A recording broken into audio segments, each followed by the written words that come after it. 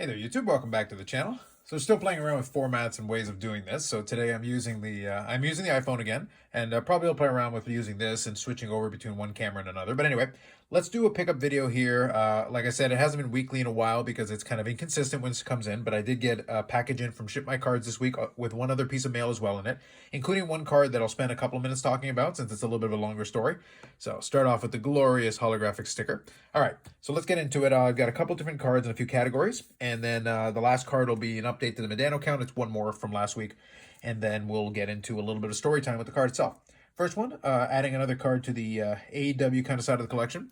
So that's a Britt Baker DMD memorabilia card. They've got a couple of variants of these ones. Obviously, it is a playoff of the base card, but they've got this one, they've got a gold one, and I think they've got a red one out of 50. So that is the regular version. Needed that.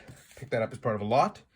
Next one here is from my 1996 Topps Finest Gold Refractor set. So we added a Greg Maddux. So that's a great addition. Always love that. So there you go. You got the refractor and the rare. Another one added to that piece of the collection. Love that. If you're thinking mid-90s, Greg Maddux would be one of the premier pitchers of the era as well. Great card, and I love the sterling design as well. Good addition there. And then this one, kind of had a little bit of fun with the whole not a swell fella last week when we talk about our good friend, Brett Favre. Like I said, I don't collect the player because he's a good guy. I collect the player because he was a great player at the time for the team that I was cheering for. And they do have some very nice cards. So maybe I'll be able to pick up some of this stuff at a discount, I guess. I should, honestly, it should be a discount. None of you people should want it. He's a terrible human being. You should sell all the cards to me like at 10% of the price. I think that's the right thing to do. So this is from the Topps Pristine product. It is the refractor. You got the etching for those into that kind of thing. Neat looking design, neat looking card. And this is not 99, so that's your regular refractor. It goes with the gold refractor that I have as well, so that'll go as part of that. So this is, I think, 2003, if I'm not mistaken. No, 2004. So this is 2004 Topps Pristine. Again, another shiny Favre to add to that piece. And then we'll do one for the small, nascent Jake Ottinger collection. So here is the 2021 Stature. It is the green, so kind of a little bit of a color match going on there. Fun cards. This is number 275. Pretty solid pickup as well. So we'll see. Ottinger seems to be the goaltender of the future for the Stars. We'll see if that leads them to a new era of prosperity. If they are solid in net, that's going to be a good starting point for everything else, and then everything else kind of leads off of that. So we'll see if that plays out. A couple of different variants of this, but I thought the little kind of green color match would be a fun one to add. Now, last and certainly not least, is kind of the one that I'm going to take a couple of minutes and talk about. So it is the 2001-2002 Be a Player Memorabilia Series. It is the Country of Origins patch card with the Team USA patch, and then the back it does say it's from the NHL All-Star Game. I think this is from the 2000 All-Star Game they did in Toronto, if I'm not mistaken. So I do have a replica version of the jersey that has that patch, shoulder patch on it as well. But that's a good solid piece. You got the stars and the stripes all over it. Now, let's talk about this one for a minute. A couple of things that kind of needed to be noted. So this is one of those cards from the early 2000s that definitely was one that I've been chasing after for a long time. The stated print run on these is 12, so there's not too many of them lying around.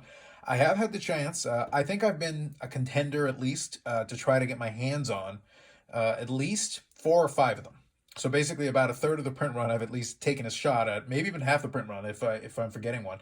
But I've had a shot at trying to get them, get my hands on them a couple times. And I do know where some of them are, so with some other Medano collectors and some folks who have put together the set itself. So from that perspective, people put together that set back in the day, so those cards have been out of circulation for some time. A few cards became available because of set breaks. There have been a couple of opportunities here and there, especially I would say the last year, year and a half, maybe even the last 2 years. I've had a couple of shots at this. Realistically, one person had 2 of them. They were going to sell them, but it was one of those things that was nebulous. I was keeping in touch with them. Weren't able to get them to take them out right away. And they ended up selling them kind of, I think it was to 1 or 2 people, and I didn't really have a shot at that, which was very disappointing. And then after that, there was another one that came up on eBay not that long ago, maybe about 6 months ago. I can't remember the exact timing on it, but about 6 months ago, give or take. And I took a shot at that one, and I went very aggressively. And these have been steadily going up in price over the last several years. I think the 2 that I missed out on that were kind of sold directly to people went for 400 US. So already that's a lot. And by the way, just to be clear, I talked about this on the live stream and this before. I don't know why specifically the Medano out of all of them, because you need all of them to do the set. And one of the running jokes that I've had with some folks is that a couple of times there have been some of these set breaks, and some of the other cards, including the Brodeur and Lemieux and some of the other players, have gone up for auction at the same time as the Medano. So when I lost one of these and I was the underbidder on it, I was the underbidder on it where I bid $530. So remember I said the 400? So already I had to escalate it even further, and still I lost. I was the underbidder in that. I bid 530 and the other person went one more increment higher, and that was the end of that. It was already a lot more money than I wanted to pay in the first place. But that was going for that kind of money. And then I think I could have had the Lemieux for like under 200. So it's one of those things where I could have bought the Lemieux and the Brodeur and a couple other great players from the same set, also equally limited, and I could have gotten it for a fraction. And it was just really this irritating thing. It was starting to gnaw at me that I was coming that close, and I was willing to pay strong money, what I felt was very strong money, and I was just falling short. And anyway, so this one finally came across. This one appeared on eBay. And this one appeared on eBay for $999. Now, I was able to have a bit of a discussion with the seller. We were able to come to terms. And I can tell you, unfortunately for me, because I'm not a fan of this, it's funny to me that for some folks it's a source of pride to pay a stupid amount of money. I don't actually want to. I would like to pay less than other people. But I can tell you, as far as I'm aware, no one has ever paid as much for this card as I have. This one, I was able to come to a deal with them for $625. So that's already much higher than the other ones, almost 50% higher than the previous ones, and then another $100 basically on top of the last time where I was the underbidder. So there it is. So I was able to get that. But unfortunately, the story didn't end there. So we were able to make arrangements. I sent the money to the seller. They took care of their end of the deal. So on the seller's end, they did their job. We're all good on that end. Good, solid deal, and I appreciate that they were able to help me out with it, and we were able to come to a deal on that. But all that said, it was after payment and after shipment that the fun kind of began with this card. And it was at that point, I felt like the hobby guys were kind of messing with me on that one a little bit, because we were able to get it done, get it shipped out. They were a little bit more comfortable sending it stateside. So in the end, I was able to get a buddy of mine to go to receive it. Great. Had it sent up my way. Awesome. Tracked it all the way. Good.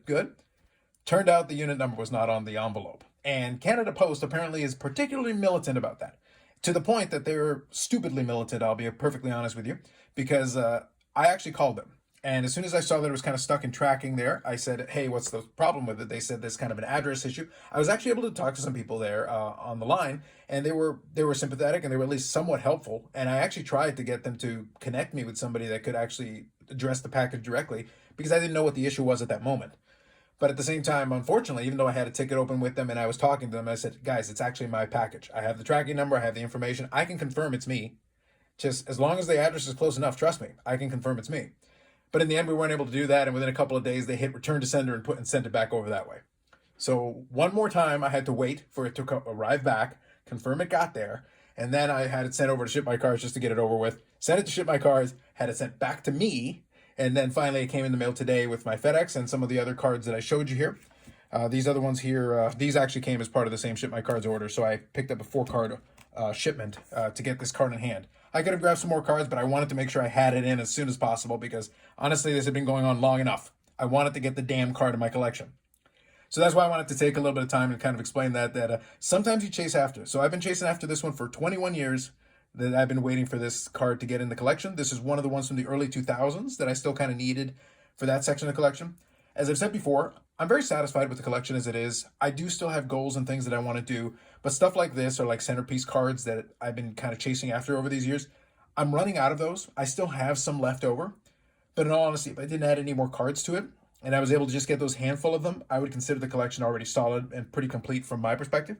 But it was just fun to finally be able to knock this one off, especially after I'd been having so many close calls with this one in particular, and the extra challenges that came with shipping on this one. So anyway, a little bit of a story to include for this one. This is one additional Medano card for this week's mail, and that brings me to 2,389 different Mike Medano cards, including 257 autographs, that hasn't changed this week, and 571 memorabilia cards, obviously at +1. And one other thing that I'll mention about this is that although the additions have been very slow as far as this collection is concerned, I do have a ComC order coming in, and based on what they're showing me, it looks like maybe it'll ship next week. So I don't know, maybe it'll come in a week after that, probably early October. But I know I've got almost 25 or 30 Medano cards to that, so I should be over 2,400 after that arrives, but I'm not sure the exact date that that'll actually reach me. So hopefully that'll be the case, and then I can show a little bit more of an update. But yeah, for the most part, the summer was kind of quiet in picking up, but although quality over quantity for the most part. But we'll definitely see what the fall holds for us. And then obviously we got the expo coming up in a couple of months here. And with some luck, I'd love to add some more additions to the Medana collection, but I've been kind of picky. I've been kind of sitting back and I've been working on other collections and other little segments and having some fun with some of that stuff. As long as you find something to entertain yourself with, that's usually the best way to approach the hobby. That's kind of the way that I've done it, and it has worked out very well for me. Plus, assuming they ever release the other products, I would love to grab some more AEW stuff if the other products come in. So we'll see what happens with that. But anyway, so that's it for me this time around. If you got any questions or comments, feel free to throw them in the comment section. More videos coming up on the channel, and we do the live streams on Fridays, 8 p.m. Eastern Time. So hopefully you can join us for one of them, either live or on the replay. Other than that, thanks very much. We'll catch you in the next one.